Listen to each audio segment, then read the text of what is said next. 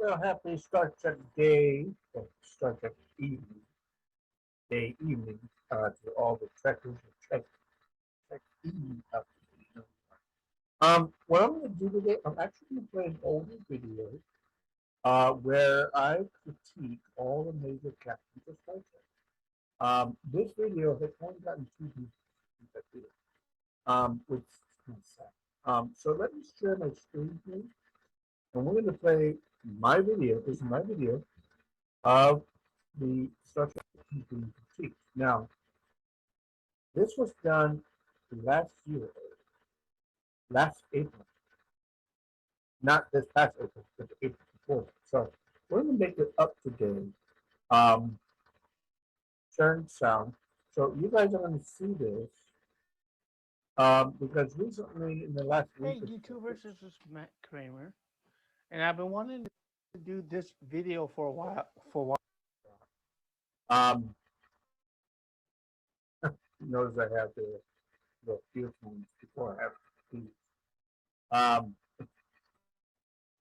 I did a just out of the blue. I did a little binging on Star Trek Enterprise, which I believe is a good show, or was a good show. But so I binged it just for the heck of it. Not a bad show. As you'll see in the video, and there may be times where I pause and I give my own opinion whether I should agree with this, my previous opinion from April of last year, which I probably agree with. Uh, um, there may be some changes. I don't know what those are, but there may be some changes tonight to this old video. But this is just for Star Trek Day.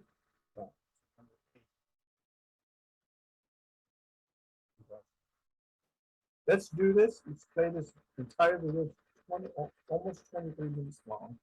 So let's play this video and see what I said last April. Wow.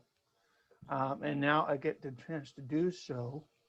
So this will be what I call a critique of the captains. I'm not sure if this has actually been done before in the style that I want to do it, and I hope I don't take too long because I have an Angel game to go to in about an hour.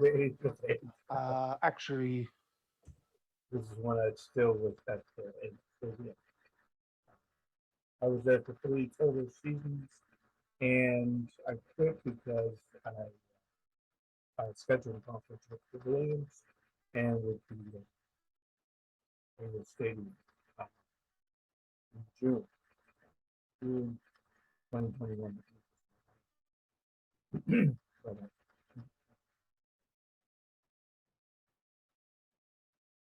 whatever. But I did, excuse me, I only did three Angels baseball seasons. And all 3 seasons, Angels won, unfortunately. They got some All Stars. They got Sam and Tim Sutton. Mike Trout. Sam was in the early 2000s.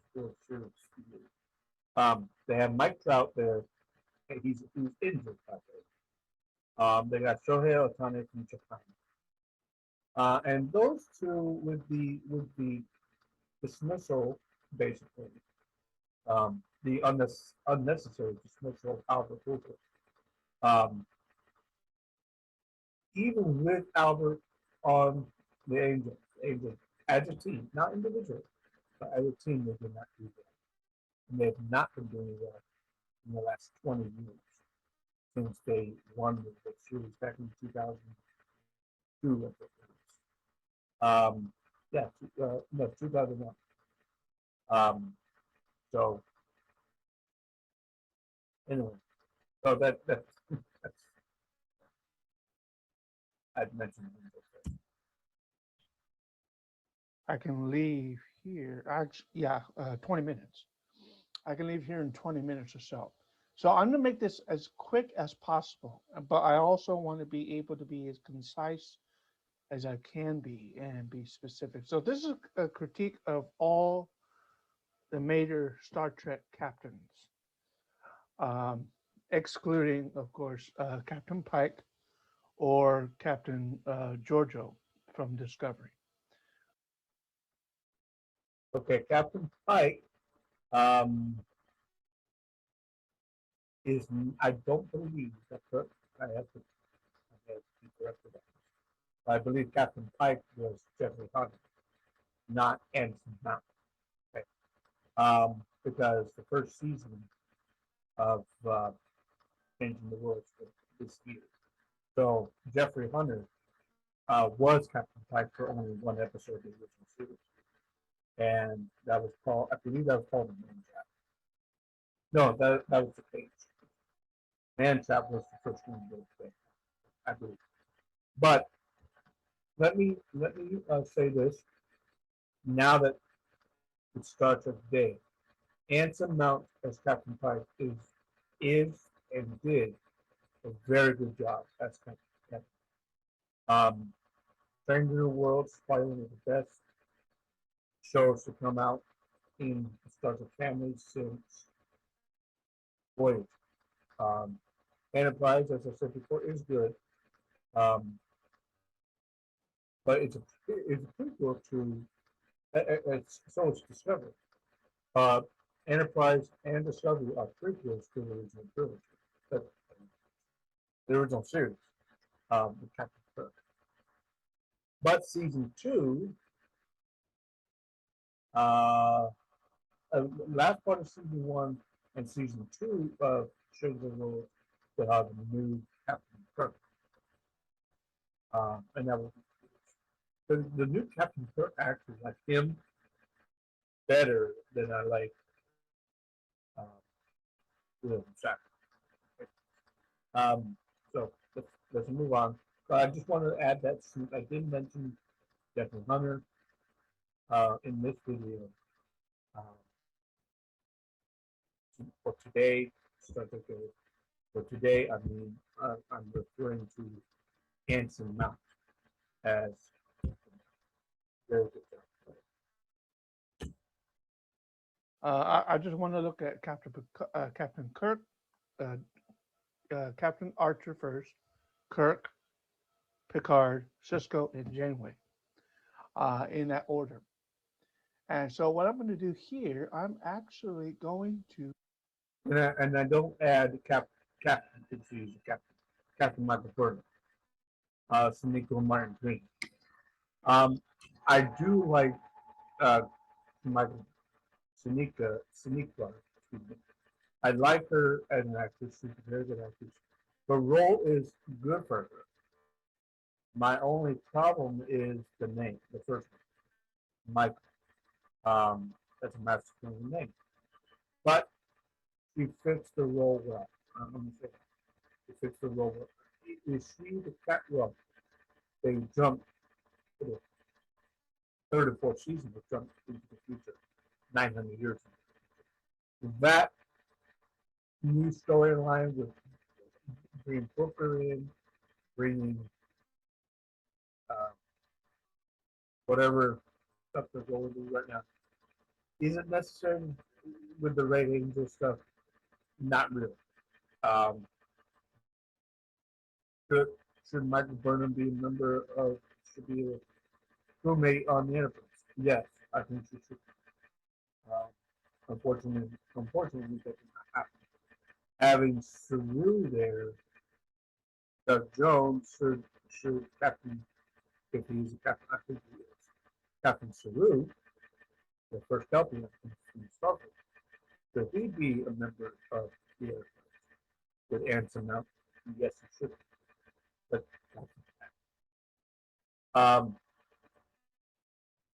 the interesting thing is with this never story is the fact that Sarah, Spock's dad, father, ambassador of Vulcan ambassador, the Federation, Sarah and Amanda adopted a girl.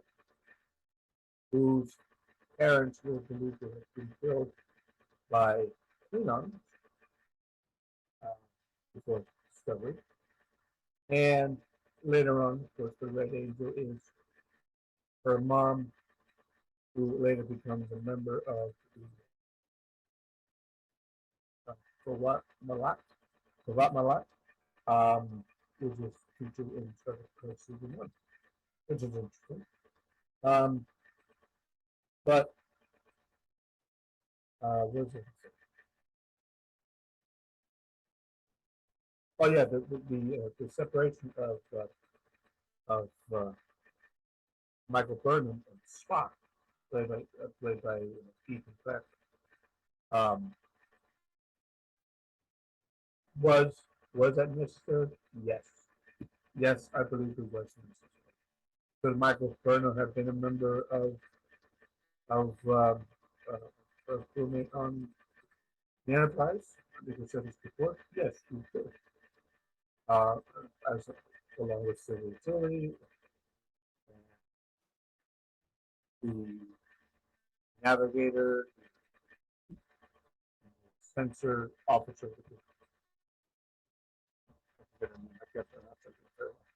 Um,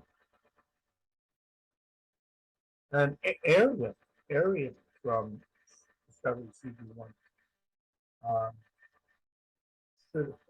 she was compromised by the control or by sphere. Should she have stayed on Discovery? Should she have been a member of Strange New Worlds? Yes. If she was if she was able to live long enough, if she was able to have a prolonged life, since she was part machine, part cybernetics, whatever, um, could she have eventually met Manny Data? Yes, she could have. Unfortunately, that didn't happen. So, is Michael Burnham a good captain? Yes. Is Sonika Martin Green a good actress for Michael Burnham? Yes.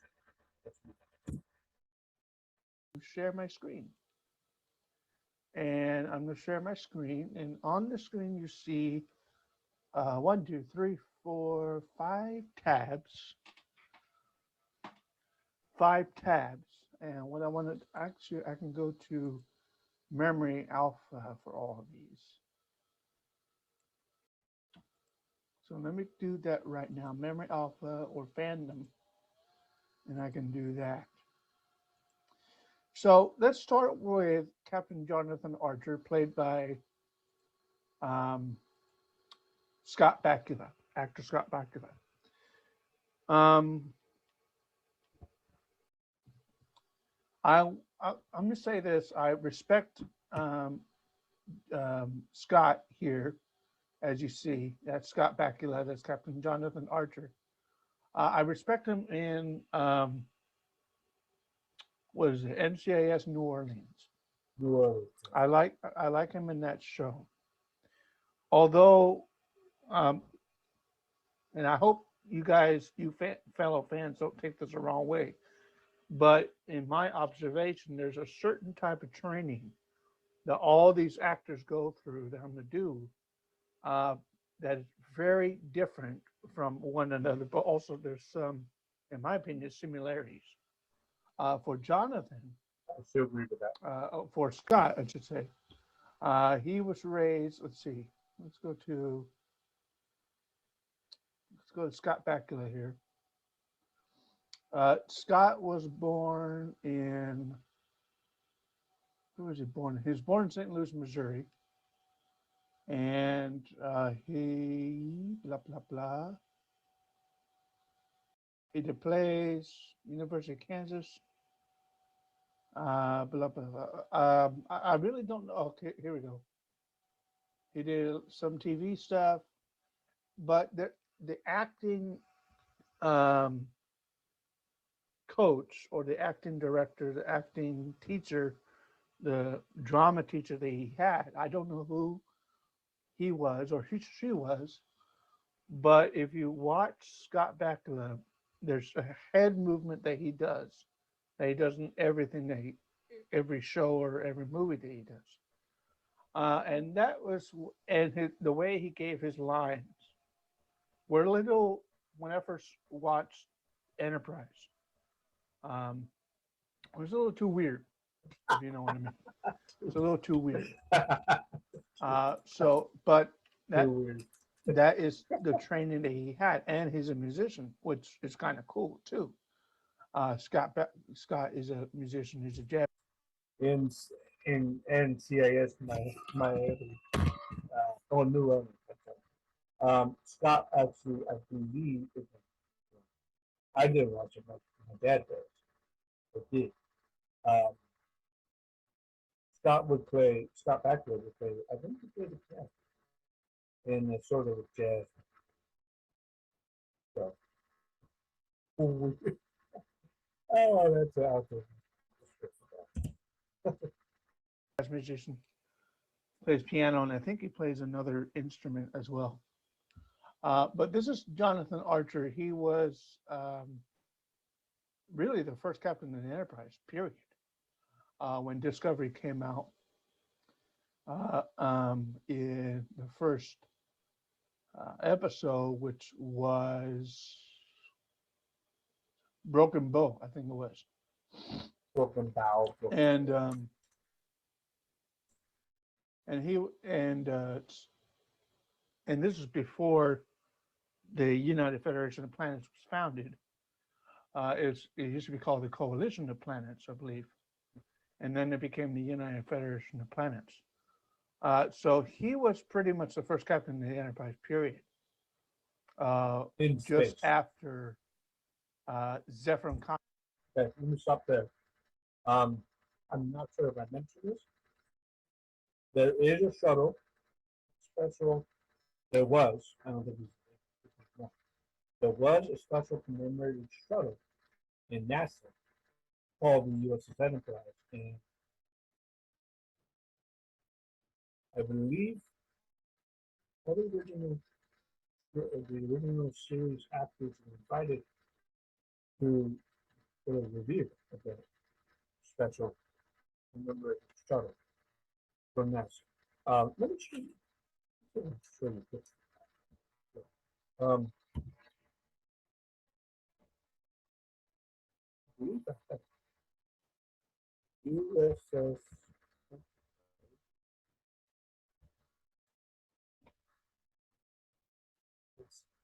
It's still around. I don't think it is.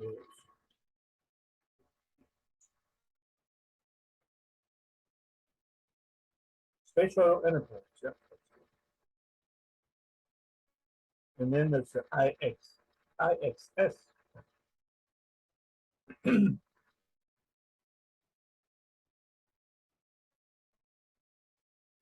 Yeah, first flight, the last flight. Yeah, yeah. It only lasted a few months. This would be the first. I did it actually go to space. I'm not sure. If it, oh, did 5 flights. Okay, 5 missions, 5 flights. Okay. So let's explore this real quick. But Scott Bakula, Jonathan Archer is the first captain of the Enterprise um, to go into space and beyond our solar system. Okay, and beyond our solar system. I want to iterate that. So this was the Enterprise. For the picture here.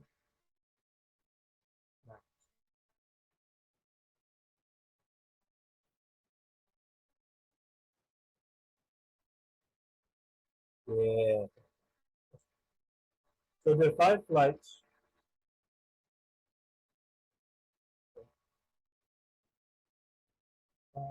Oh, come on. Okay, 5 flights. Stored was restored in place in Australia. Originally, Enterprise had been intended to be repurposed to the orbital flight to become the second space-ready orbiter in service. However, during the construction of the U.S. Coastal Columbia, details of the Columbia, that's uh, ship that was used in Erica Hernandez was the captain of the tournament, which is the NXO2 in details of the final design changed, have been simpler and less constantly your challenge.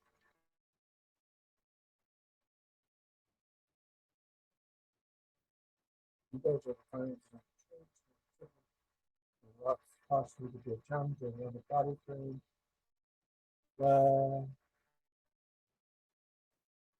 Some of the antibiotics was considered for refit to replace the challenger after the latter. Denver was Endeavor was built from structured areas. Okay, the antibiotics was destroyed and placed in storage together. Following the requirement of the source shuttle fleet, Discovery replaced Enterprise at the Woodguard 87. Enterprise was transferred to the Triple CLC in New York City. Okay, so you can see the Enterprise there. Okay. You still go see the U.S. Enterprise. I believe there was a battleship called. I think so. We'll get back to the video in a minute.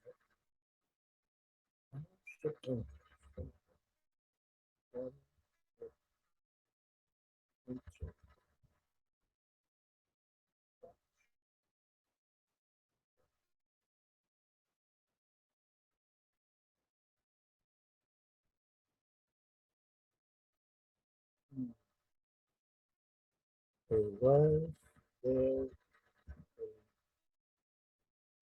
lady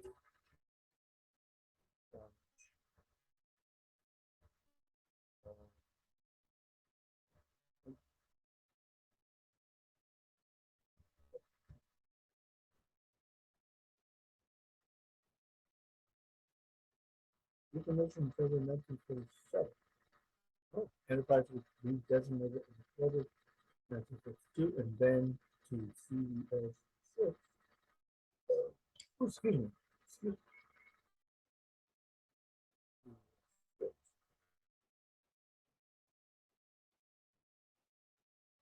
It's so extravagant that I know. So there was a battleship called the USS Enterprise, and it, here it is. The Yorktown class aircraft carrier mission 1938. At sea during the Japanese invasion of Pearl Harbor. Following Japan's surrender, she helped transport U.S. servicemen back to the United States. Decommissioned Enterprise was redesignated C-8C-6 in October 1992 and then C-S-6 August 1993. Sold. That's that there's no battleship. But you can see that. And we saw the space shuttle. Let's go back to the video. Look. Cochrane created his warp ship. USS Phoenix. Back in 2063, I believe it was. 2063. Actually, it's forward in time. But that's Jean-Luc Archer. That is Scott Bakula. So for Scott, my opinion of him is good, but a little weird in the way that he composed himself as Captain Archer. The way he gave his lines and the way he moved about as his character. And I hope that makes sense. So James T. Kirk, who is played by the great 90-year-old uh, William Shatner. Um, 90 years old. Congratulations on that milestone, first of all. Second of all, if you know, what's his name? The guy who impersonates him so much, Kevin Pollak. He and almost every fan of Star Trek would say that Mr. Shatner is the master of overacting for no apparent reason. That's Kevin Pollak saying that. And he's famous for what's called mockingly called pause acting. Um, I cannot watch. I've tried to watch a full episode of the original series, and I cannot. I cannot. Um, what saved the series for the 3 years, 1966 to 69, was Okay, let me correct myself on this. I can watch the pause acting is not in every episode of the original show. I don't think so. And good thing it's not. And I watched an entire episode of the original series. Yes, I tried. Is there the pause acting that the sudden what's the music from? Staccato in the voice? Yes. Is there the um, rapid speaking, the staccato, and then you don't need some of the fortissimo is louder. Um, but staccato is uh, is there that there? Yes. In Captain Kirk, William Shatner, yes it is. Um, whether it's mockingly done by Kevin Pollak and Jim Carrey, above all, above other people. I think there's another actor comedian. Um, who is it? I think it's the third, but usually it's Kevin Pollak or uh, Jim Carrey who have done parodies. Um, besides Carrey. Anyway, um, I think I've said this in this video. I'll say it here. Bill Shatner is a better writer than an actor.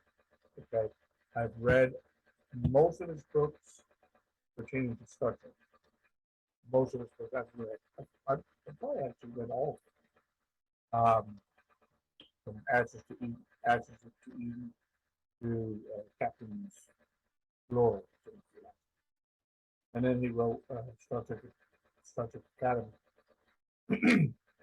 Star Trek Academy, where he first meets Spock. So that's a good book as well.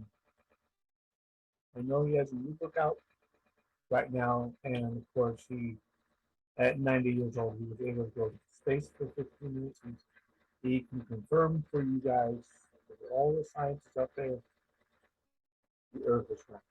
Okay, the Earth is round. Okay. So I have to watch Boston League, so that he did with James Stewart.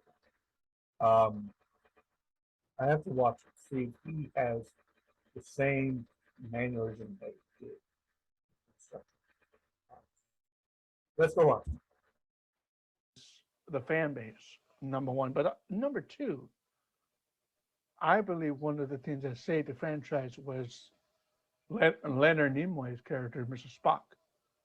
He's one of the people that saved Star Trek and made it able to grow.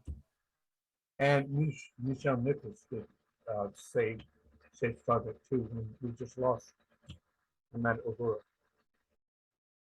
Nichelle Nichols. Um, but it wasn't just her, and this is documented. It's been in every page, post, article, whatever, that Martin Luther King Jr. was a fan of Elizabeth Short. And he told Nichols, stay in subject, stay in subject. But she was thinking of leaving after the first or second season of Star Trek. And Dr. Martin Luther King, through telling that to Michelle, Dr. King saved Star Trek for another year. And whether he died, whether King was assassinated before he was assassinated before the third season of Trek, because he was assassinated in 1964. And the last season of the original was 69. So, um, Leonard saved Star Trek, Leonard McCoy. Leonard Nimoy. Bones, Leonard McCoy, DeForest Kelly kept Star Trek on, because there was always that banter between Kirk and between McCoy and Spock, and of course James Doohan, who was in Sky. So, a lot of things helped Star Trek original series stay for 3 seasons. A lot of it. Um, Gene Roddenberry made the right decision to recast the captain of the Enterprise. He made the right decision. And Jeffrey Hunter was able to do 2 other episodes besides the case. He did a menagerie where we saw him uh, in a wheelchair and being disfigured, and that was also used in Star Trek Strange. No, Star Trek Discovery season 2. Or is it? I think it's 2. I think it's 2. Yeah.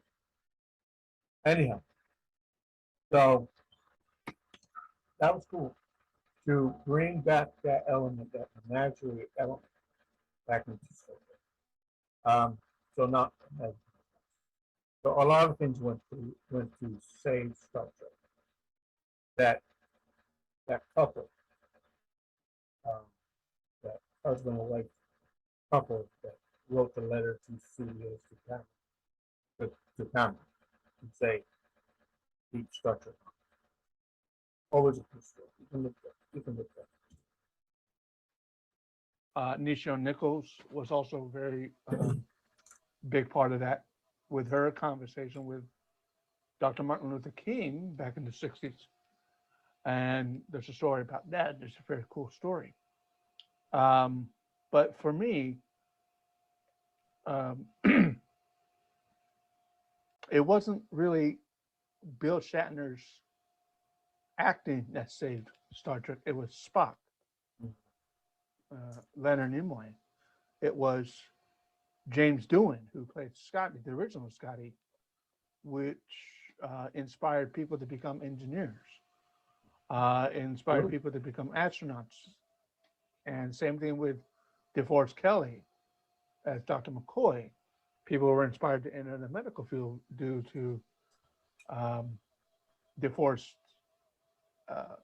D. Kelly's role as Dr. McCoy, and probably Dr. Beverly Crusher from Next Generation, inspired a lot of women to enter the medical field as well. So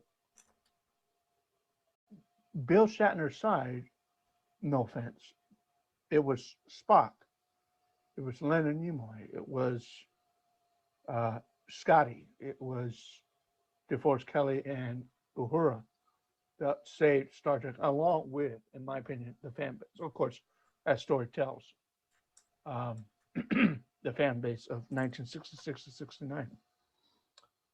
But we moved up to 1987, and we moved to Sir Patrick Stewart, who's 80 years old now. Another great milestone 82 for now. him. 82. He was the first he and his crew, the USS Enterprise D, were the crew that I watched after school whenever they were on back in the early to mid 90s. And I've watched Sir Patrick Stewart for close to 30 years, from Star Trek to X-Men to now Blunt Talk, a very short-lived series, but and now Star Trek Picard. I'm very, very anxious to see what they do with season 2, and I know that John Delancey is coming back as Q. That And you did a very good job. really, too. really exciting, and also we'll be going. John Delancey did a damn good job. That's Q in season 2. And so did Whoopi Goldberg. I may have said this in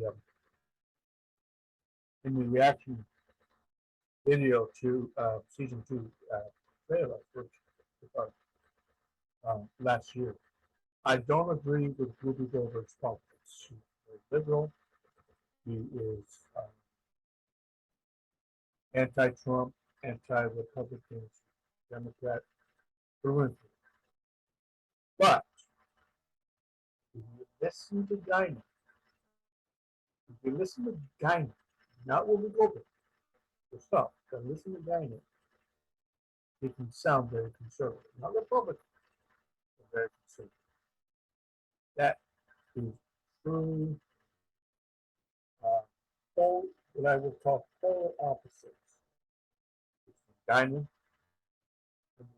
no offense. Goldberg as Guinan is coming back for the second season as well. So we'll see what the second season holds for us for Star Trek Picard. But I think it's going to be as successful, if not more so, than the first season. The first season was really, really good. To have Brent Spiner back in Star Trek Picard was really, really cool. Hopefully we get to see more characters as more seasons are green lit. So kudos to Patrick Stewart, Jonathan Frakes, Michael Dorn, LeVar Burton, who I also watched on Reading Rainbow back in the 90s. Kudos to all you guys. Keep up the good work. Now this guy, Benjamin Sisko, Avery Brooks, I'm going to say that his way of giving his lines, and he's also a musician, by the way, his way of giving his dialogue from the script is similar, in my opinion, similar to Jonathan Archer or Scott Bakula. Very, very similar. The cadence is different than Picard, but it's more and it's different than James T. Kirk. Bill Shatner, but it's very similar, in my opinion, to Scott Bakula. That's my opinion. You don't have to agree with that, but that's my opinion. Ben Sisko, Avery Brooks, also a jazz musician, piano guy. I'm a piano guy. Scott Bakula is a piano guy. Very similar to, in my opinion, Jonathan Archer, Scott Bakula. So if you don't see that, that's okay. If you see something else about Avery Brooks that's similar to Scott or dissimilar to Scott Bakula, cool. But in my opinion, you listen carefully to the cadence of Avery Brooks and the cadence of Scott Bakula, and it may be similar. I don't want to say that James Kirk is similar to Jonathan Archer. I don't want to say that. I don't think that's true. I may be incorrect. But Ben Sisko is totally different than Picard. Here's the one reason why, in my opinion. Patrick Stewart, if you know his story, his father was in the British military. back in World War II. And or World War One, excuse me. Uh, so, or maybe it was World War II. Let's see. His father. Let's see. I want to get that right. I think it's World War II. One, 1918. No, no, it's World War II. Let's make sure. Yeah, his father served in the British Army during World War II. And make sure I get that correct. But Patrick Stewart, as you know, is from the Old Vic Theater School in London, and he was part of the great Shakespearean Royal Shakespeare Company. Which is the same thing. That is totally different than James T. Kirk, who is a method actor, William Shatner, who's a method actor, and that's different than Jonathan Archer, Scott Bakula. It's way different, way different. So the training is different, but his military background, not his military, but the family's military background, and him and Patrick going through the parental abuse that he witnessed by his dad, that could have made him into the person that we know him today for the last close to 50 years, if not more. So that experience alone. Like more like 60 years. Because because I believe Patrick was a member of the Old Vic, or now I think it's actually called the Royal Shakespeare Company. I think we used to call it the Old Vic. Let me look it up. I think it is. Old Vic.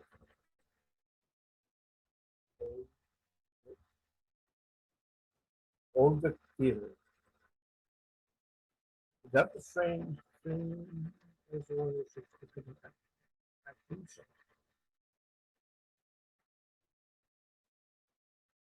The Old Vic, London, England, is a 1,000-seat not-for-profit producing theater in Waterloo.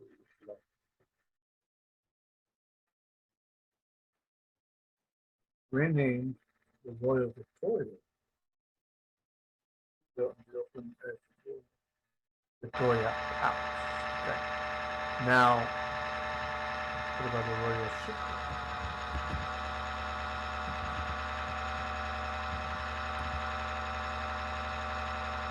Royal Shakespeare Theater. Oh, okay, so they're two different places. Okay. Royal Shakespeare Theater is in Stratford-upon-Avon. Okay. So that's a different part of the UK. So I just want to make that distinction. I think Patrick Stewart has done both, but I think he would say he would spend, I think, more time in the Royal Shakespeare Company than the Old Vic. I think so. I may be incorrect. The Old Vic has been around for 204 years. 204 years. Okay, that's how long the Old Vic has been. Royal Shakespeare Company of Theater.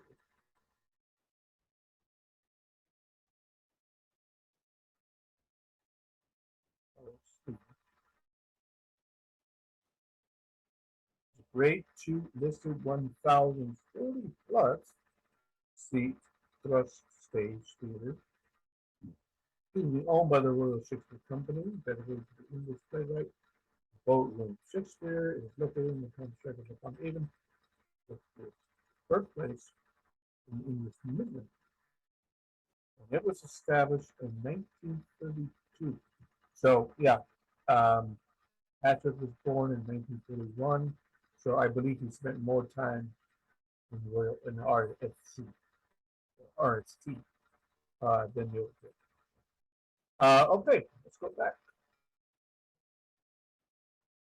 makes him more militaristic, more uh, firm Yeah. and stern in his commanding presence than, say, James T. Kirk or Jonathan Archer. That's my opinion. I hope you see that. If you don't, that's okay. And of course, it's way dissimilar to Avery Brooks. Now, let's go Catherine Janeway, Kate Mulgrew. Who is she similar to? She's similar to Captain Picard, in my opinion. Captain Janeway, the first female captain of any ship in Star Trek, is very, until Michael Burnham her command presence, her command or Philip of George. structure, um, not well, structure's not the right word, but her command persona, in my opinion, is very similar to Patrick Stewart. And let me give you a younger. Here's Patrick Stewart. That guy. Very similar command presence. Very similar command. The there's a word I'm looking for. I can't think of it. But the way that she gives her lines, Kate Mulgrew gives her lines, is very similar to Patrick Stewart. And if, I hope you guys see that. I hope you agree with that. It's very similar. There's a word I'm looking for. Command presence, very similar command. The there's a word I'm looking for. I can't think of it. But the way that she gives her lines, Kate Mulgrew gives her lines, is very similar to Patrick Stewart. And if, I hope you guys see that. I hope you agree with that. There's laughing. Let's see. There's a more serious picture of Patrick here. Blah blah blah. Yeah, that's better. So that's what I see. That's what I see, and that is Sound Mr. Alan Bernard. Okay, that was for the last episode, All Good Things. It's Patrick Stewart. Let's go back. So, Jonathan Archer, let's review this again real quick. Jonathan Archer is similar to Benjamin Sisko. James T. Kirk is a captain all his own. Again, he's called the master of overacting for no apparent reason and the master of pause acting, according to Kevin Pollak, and he might be right. I know that Kevin Pollak is just a comedian and impersonator, but I honestly think he's really correct in reality. Ben Sisko, okay, and Catherine Janeway is very similar in command, presence, and performance, very similar to Captain Jean-Luc Picard. And that's basically it. I want to get this video out of the way and allow you guys to hear my position of Star Trek captains. Jonathan Archer, Scott Bakula, James T. Kirk, William Shatner, Jean-Luc Picard, Sir Patrick Stewart, Benjamin Sisko, Avery Brooks, and Kate Mulgrew as Catherine Janeway. I hope you guys enjoyed this video. If you did, give a like, subscribe to the channel. I have 118 subscribers right now. That is awesome. Let's see. 220. Comments, any comments that you want to give, please give them. This will not be uploaded. This won't be uploaded till probably tonight, late tonight or tomorrow. But I'll make sure that I have this video for you guys. I hope you enjoyed this little critique of the Star Trek captains. Again, I take out Christopher Pike in this video, but I want to say Anson Mount is really good as Captain Christopher Pike, and Bruce Greenwood, who was in the movies, the Kelvin timeline movies with Chris Pine. Loved him too. He was really, really good. Jeffrey Hunter, rest in peace. I Everyone knows he played Jesus in one of the Jesus movies back in the 60s, I think it was, or 70s. He might have been a successful Captain Pike. I do know that he reprised the role twice, or once or twice, in the original series. But in '66, the ABC network said, or NBC network said, it's not going to work. So they fired everyone except for Leonard Nimoy, and they brought in Bill Shatner as Captain James T. Kirk. We'll see.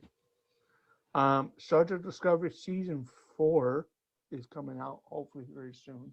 Star Trek Picard Season 2 is coming out next year. Very excited about that. Kate Mulgrew is reprising her role as Janeway in Lower Decks, which I don't honestly watch. Star Trek Lower Decks. I don't watch that cartoon one. I don't. Although Q has appeared on that show as well. No, I'm sorry, not Kate Mulgrew. Kate Mulgrew is doing Star Trek Prodigy. John Delancey is doing Q for Lower Decks. But anyway, I hope there's more interaction between Jean-Luc Picard, and hopefully, if they can do this, they can bring back Captain Sisko from the Celestial Temple, not just as they did in the books, but in real life. Because according to the TV series, he's still up there in the wormhole. And I'm sure his family wants him to come back. But anyway, this is a critique of the Star Trek captains, Jonathan Archer, James T. Kirk, Jean-Luc Picard, Ben Sisko, and Catherine Janeway. I hope you enjoyed this video. Like, subscribe to the channel, comment your opinions on this video, and that'll be greatly appreciated. Go Angels. Have a great weekend. Bye-bye. Yeah.